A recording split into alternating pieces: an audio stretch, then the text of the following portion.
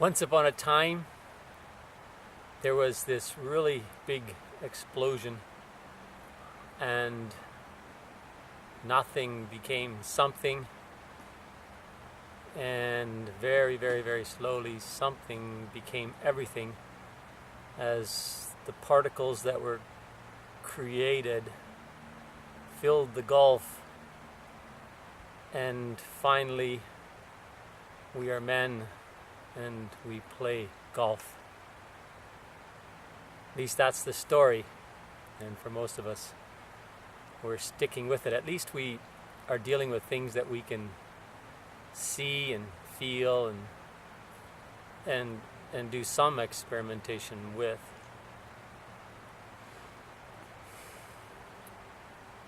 It's quite a story, though.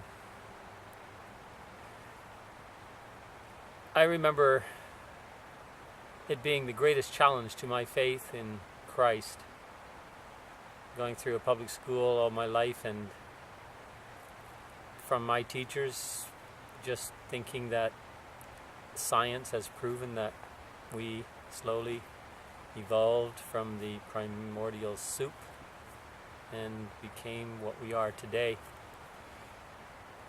Not hearing that from a scientific perspective there was any question about the story. I can still remember just thinking, well, wow, that does not leave any room for faith in anything else.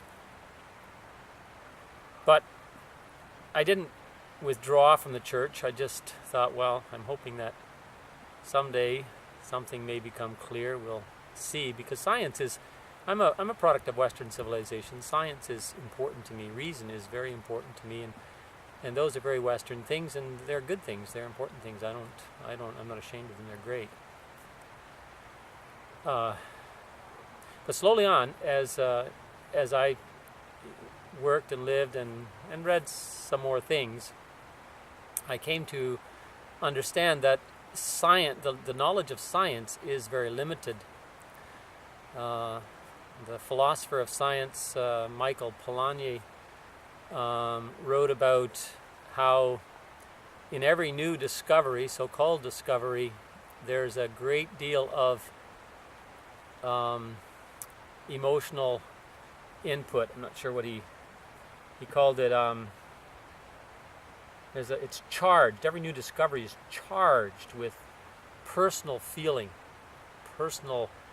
deeper personal convictions, thoughts, ideas. And he wrote about the changes in many scientific paradigms, how science for a while will champion this and then turn around and champion that in contradiction to what it championed only a little time earlier. And that was helpful to see that and to come and to be set free from that sense of that science had come to the bottom and understood all these things and could make such great proclamations. What has fascinated me in the last while has been the great increase in scientific witness to design in the universe, both in terms of the big picture and in terms of the little things that we can see under a microscope. Evolution, the story I opened with, had some plausibility. It seemed a little bit reasonable in Darwin's day. But ever since even the last half of the 20th century, the explosion of scientific knowledge, as we have been able to peer farther out and look closer in, that plausibility of Darwinianism has been dwindling. The increase in science of our day is no friend to Darwinism. One of the best books on my shelf is on this issue is Michael Behe's Darwin's Black Box. The idea, of course, that everything could slowly build up by incremental steps along Darwinian theory. That depends on the simplest organisms that can reproduce being indeed very simple. But now we've been able to look inside the single cell, the smallest living thing that can reproduce, and we have found that it is so complex. The information involved in the operation of that single cell is so great that even unbelieving scientists many of them are saying, this we cannot account for this along naturalistic lines. Undirected evolutionary lines does not account for this, cannot account for this. And these are not Christian scientists. These are just scientists that are saying, you know what, the evidence doesn't fit.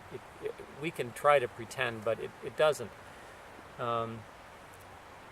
The irreducible complexity of that single cell just blows people away.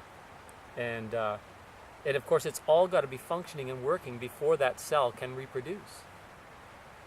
And I just find that argument stunning. Does it prove anything? Well, it's good evidence for certain things. It doesn't really prove so much. And just like I believe in God, though I cannot see him, so the evolutionists can believe that we just don't have enough information yet to understand how that could come about. I understand that. But I wish we would all at least agree that we're working in faith. We're working according to prior and deeper commitments. I understand that. Even as I search for reason and study the universe for evidence. Another recent book on my shelf that I've appreciated was written by a very well-known, one of the best-known philosophers, again a philosopher of science in our day, died maybe 5 years ago, 2004 I think, Anthony Flew. He spent 50 years of his life writing books and articles and defending the atheist worldview, defending that we have to find compelling evidence of God before we could believe there is such a being. When he was nearing death, he's an old man. By the way, one of the things interesting about Flew, he said, from the very beginning, he always said, I will follow the evidence wherever it leads, and the evidence has left me an atheist. But he continued to study the modern science as it developed, and his last book was titled, There Is No God. Only to make a point, he scratched out the word no, and above it wrote a, so that it said, there is a God. And he betrayed his whole, in a certain sense, he betrayed his whole life's work to do that. And many of his friends, of course, turned away from him. He had betrayed the cause, but he said all his life, I will follow the evidence wherever it leads.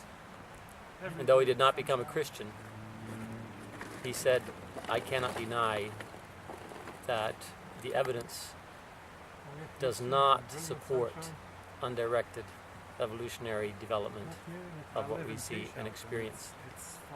And that's so at least we need to be set free by this, to consider whether God has left enough evidence that we might see and believe in him. That's where I'm at, and I'm going to enjoy hitting a few more balls.